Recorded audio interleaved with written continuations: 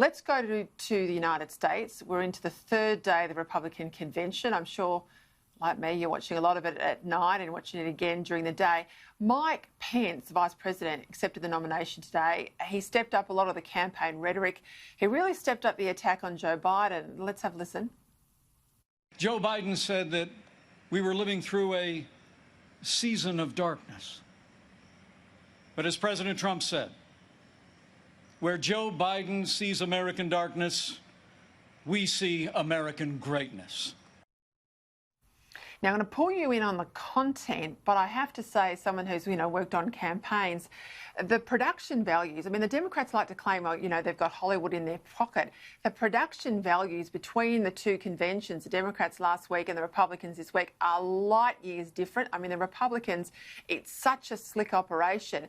And interestingly, forget the two-bit TV sort of celebrities, they've got the high-profile Republicans, but they've got a lot of ordinary Americans with pretty extraordinary stories. This is a really, this is a deliberate play into the Trump heartland, isn't it?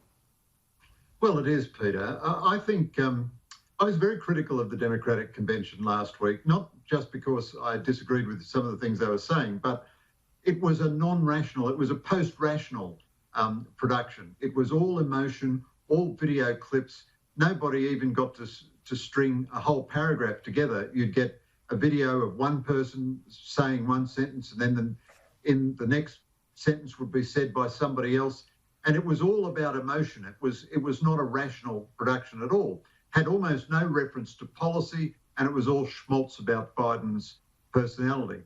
The Republican convention, on the other hand, it's been very slick, but in a way, it's been a conventional, rational, Western political convention.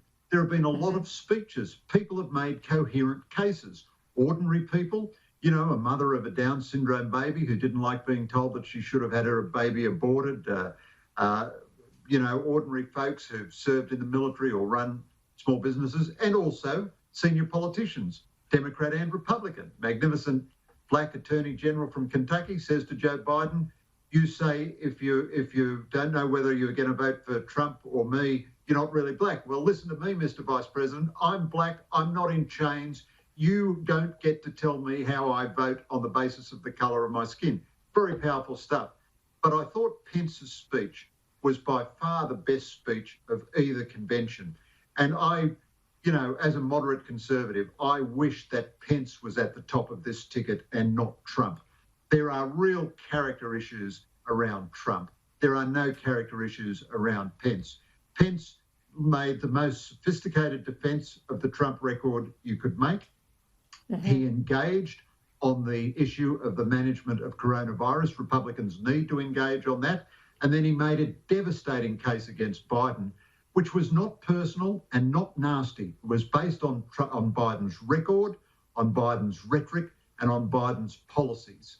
And he had killer lines, like on the law and order issue, which is a great winner for the Republicans. He said to the American people, you won't be safe under a Joe Biden presidency. That's a very powerful line. To me, that is much more powerful than the sort of thing that Trump does, which is say, oh, nasty Joe or sleepy Joe or something. Now, no doubt that's because I'm very old-fashioned. I prefer rational argument to abuse. But I thought Pence's speech today gives you some hope for the quality of American political culture.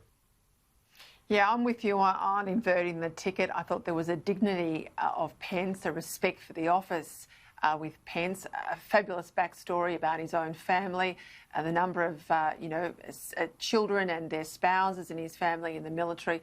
I just think he looked like a grown-up. I think he put America back with some sort of international standing there today. And, we'll see what comes of the president's contribution tomorrow.